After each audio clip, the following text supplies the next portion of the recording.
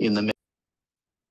You're on RN Breakfast. I'm David Lipson. Now, within the heavy volumes of the Disability Royal Commission's final report, there is a chapter that's rather starkly titled Abuse and Poor Outcomes in Special Segregated Education Settings.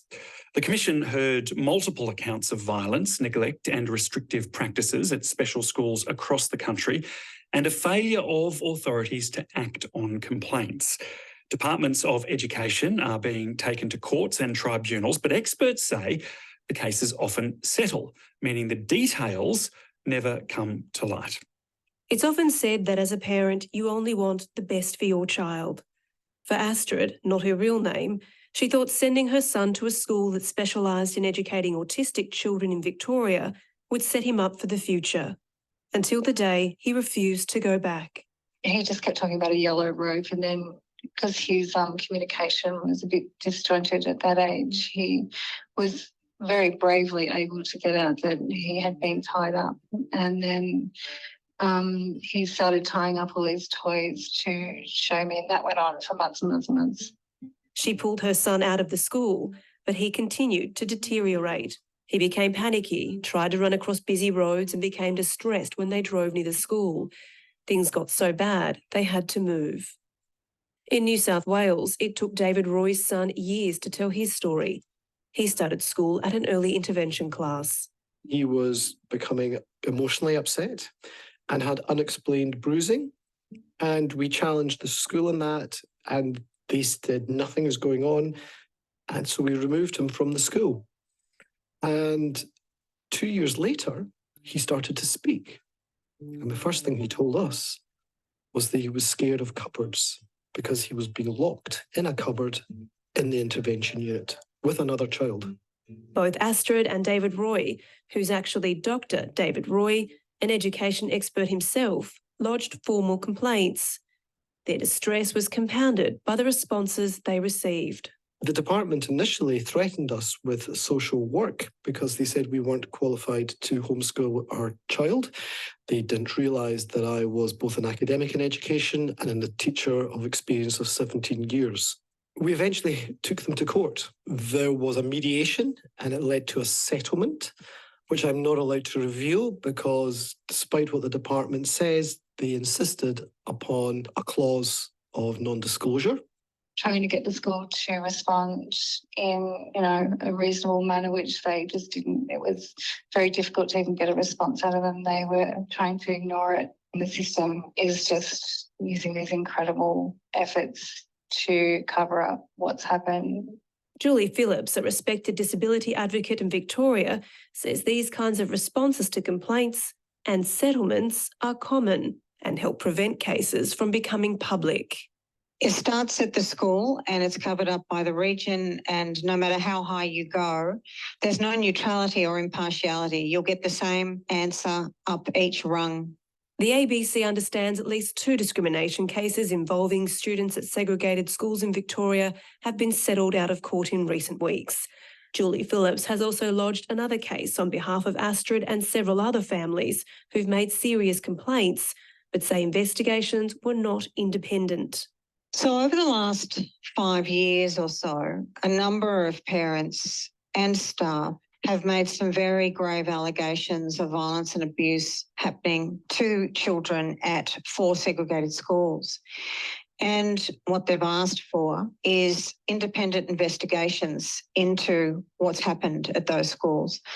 Instead, what we've had is the Department of Education itself setting the terms of reference, sometimes not sharing those, and hiring a subcontractor to undertake an investigation led by them. And as part of that investigation, parents are advised that they will not be seeing any final report. Victoria's Education Department says it commissions external investigations and refers issues to other agencies where appropriate. Improving complaints mechanisms is a key recommendation of the Disability Royal Commission, which also heard there is less oversight in segregated settings and the risk of mistreatment is higher. Getting data to quantify the scale of what's happening is difficult. Neither education department in New South Wales or Victoria answered questions about the number of serious complaints or settlements.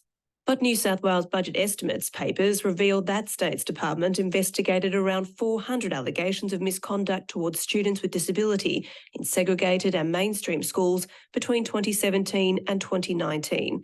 About 40% were sustained. From 2020, David Roy says requests for detailed data have been refused. Now, not all those allegations will be true, and we need to have recourse for the presumption of innocence. But there comes a point when you have to ask, given that the Law Society says that children with a disability are the least likely individuals to make up a false allegation, you've got to give some credence to what's going on.